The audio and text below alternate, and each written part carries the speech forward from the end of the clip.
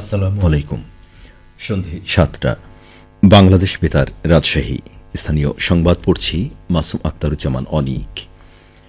রাজশাহী বিশ্ববিদ্যালয়ে উপাচার্য প্রফেসর সালেহ হাসান নকিবের সাথে মতবিনিময় করেছেন ইউএনডিপির ফিউচার নেশনের ন্যাশনাল প্রজেক্টের একটি প্রতিনিধি দল। আজ শহীদ সৈয়দ নজরুল ইসলাম প্রশাসন ভবনে উপাচার্যের কনফারেন্স কক্ষে এই সভা অনুষ্ঠিত হয়।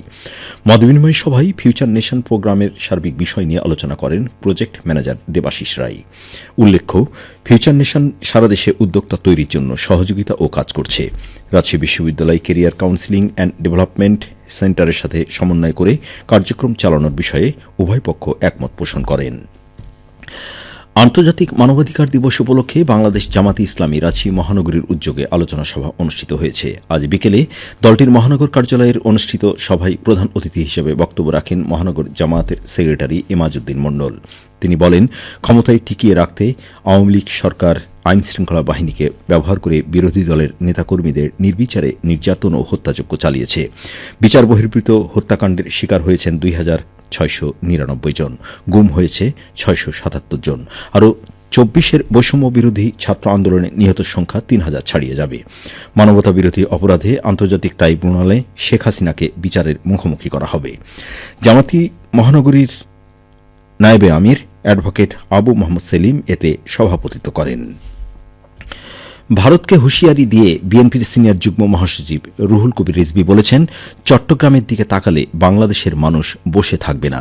রাজশাহীতে আয়োজিত এক অনুষ্ঠানে তিনি এই হুঁশিয়ারি দেন। এ নিয়ে বিস্তারিত শুনুন আমাদের রাজশাহী জেলা সংবাদদাতার প্রতিবেদনে। আজ দুপুরে রাজশাহী মহানগরী ভুবন মোহন পার্কে বিএনপি আয়োজিত দেশীয় পণ্য কম দামে বিক্রি অনুষ্ঠানে প্রধান অতিথির বক্তব্য রাখেন দলটির সিনিয়র যুগ্ম মহাসচিব রুহুল কবির রিজভী। এ সময় ভারতীয় মিডিয়ায় চট্টগ্রাম দখলের হুমকির পাল্টা জবাব দেন তিনি। বাংলাদেশের শান্তিরক্ষী বাহিনী পাঠাতে পশ্চিমবঙ্গের মুখ্যমন্ত্রী মমতা ব্যানার্জির মন্তব্যেরও কড়া সমালোচনা করেন রিজভী। আপনি মমতা ব্যানার্জি, আপনাকে আমরা জানতাম ধর্মনিরপেক্ষ মানুষ, অসাম্প্রদায়িক মানুষ। যখন আপনি বললেন যে বাংলাদেশে জাতিসংঘের শান্তিরক্ষী পাঠানো দরকার, কি কারণে আপনি শান্তিরক্ষী বাহিনী পাঠাবেন? আপনি অন্য দেশে কিভাবে এটার আপনি এই কথা বলতে পারেন? আপনি আন্তর্জাতিক আইন কানুন জানেন না। রিজভী আরো বলেন, ভারত বাংলাদেশের জনগণের সাথে বন্ধুত্ব চায় না। এ কারণে ছাত্র জনতার বিপ্লবের মুখে শেখ হাসিনা পালিয়ে যাওয়ায় তাদের মন খারাপ।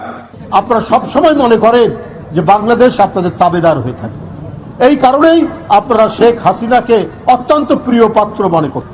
অনুষ্ঠানে দরিদ্র মানুষের মাঝে স্বল্প মূল্যে লুঙ্গি ও শাড়ি বিক্রি করেন তিনি। এই সময় ভারতীয় পণ্য বর্জনের আহ্বান জানিয়ে একটি বিছানার চাদরে আগুন দেয়া হয়।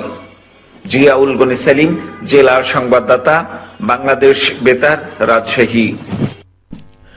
ভোক্তা পর্যায়ে নিরাপদ খাদ্য নিশ্চিত করতে নাটোরের হোটেল রেস্টুরেন্টের মালিক এবং কর্মীদের ২ দিনব্যাপী প্রশিক্ষণ কর্মশালা শুরু হয়েছে। আজ স্থানীয় একটি কমিউনিটি সেন্টারে প্রশিক্ষণের উদ্বোধন করেন খাদ্য মন্ত্রণালয়ের যুগ্ম সচিব মোহাম্মদ সোহেলুর রহমান খান। উদ্বোধনী অনুষ্ঠানে বাংলাদেশ নিরাপদ খাদ্য কর্তৃপক্ষের সদস্য মাহমুদুল কবির মুরাদের সভাপতিত্বে উপস্থিত ছিলেন জেলা নিরাপদ খাদ্য অফিসার মোহাম্মদ মোফাজ্জল হোসাইন। তিনি জানান, নিরাপদ খাদ্য কর্তৃপক্ষের সক্ষমতা বৃদ্ধিকরণ প্রকল্প আয়োজিত প্রশিক্ষণে ২৫টি হোটেল রেস্টুরেন্টের মালিক এবং কর্মীরা অংশগ্রহণ করছেন। আগামীকাল প্রশিক্ষণ কর্মশালা শেষ হবে। সিরাজগঞ্জে বাংলাদেশ ন্যাশনাল ক্যাডেট কোর সদস্যদের ফায়ার সার্ভিস ও সিভিল ডিফেন্স প্রশিক্ষণের সমাপনী অনুষ্ঠিত হয়েছে। আজ দুপুরে সিরাজগঞ্জ সরকারি কলেজের শিক্ষক মিলনায়তন হলরুমে সমাপনী অনুষ্ঠানে প্রধান অতিথি হিসেবে উপস্থিত ছিলেন সিরাজগঞ্জ সরকারি কলেজের অধ্যক্ষ প্রফেসর মোহাম্মদ আমিনুল ইসলাম। অনুষ্ঠানে ফায়ার সার্ভিস ও সিভিল ডিফেন্স প্রশিক্ষণপ্রাপ্ত সদস্যদের মাঝে সনদ ও ক্রেস্ট বিতরণ করা হয়। পাবনার আটগড়িয়া উপজেলায় কৃষি প্রণোদনার কর্মসূচির আওতায় ৫০০ ক্ষুদ্র প্রান্তিক কৃষকদের মাঝে শীতকালীন পেঁয়াজ বীজ ও সার বিতরণ করা হয়েছে। আজ দুপুরে উপজেলা কৃষি সম্প্রসারণ অধিদপ্তরের আয়োজনে এই কর্মসূচির উদ্বোধন করেন পাবনা জেলা প্রশাসক মোহাম্মদ মফিজুল ইসলাম। এ সময় ক্ষুদ্র ও প্রান্তিক কৃষকদের মাঝে ১ কেজি পেঁয়াজ বীজ এবং ২০ কেজি ডিএপি ও এমওপি সার বিতরণ করা হয়। উপজেলার নির্বাহী কর্মকর্তা মিনহাজুল ইসলামের সভাপতিত্বে পাবনা কৃষি সম্প্রসারণ অধিদপ্তরের উপপরিচালক কৃষিবিদ ড মোহাম্মদ জামাল উদ্দিন, আটঘরিয়া উপজেলা সহকারী কমিশনার সানজিদা মুস্তারি, আটঘরিয়া থানার ওসি শফিকুজ্জামান সরকার উপস্থিত ছিলেন। সবশেষে আবহাওয়া। আজ রাজশাহীতে সর্বোচ্চ তাপমাত্রা ছিল 22.4 ডিগ্রি এবং সর্বনিম্ন 14 ডিগ্রি সেলসিয়াস। সন্ধ্যে 6টায় বাতাসে আপেক্ষিক আর্দ্রতার পরিমাণ ছিল 95%। রাজশাহী ও পার্শ্ববর্তী এলাকায় আগামীকাল সূর্যোদয় ভোর 6টা 39 মিনিটে। সংবাদ শেষ হল।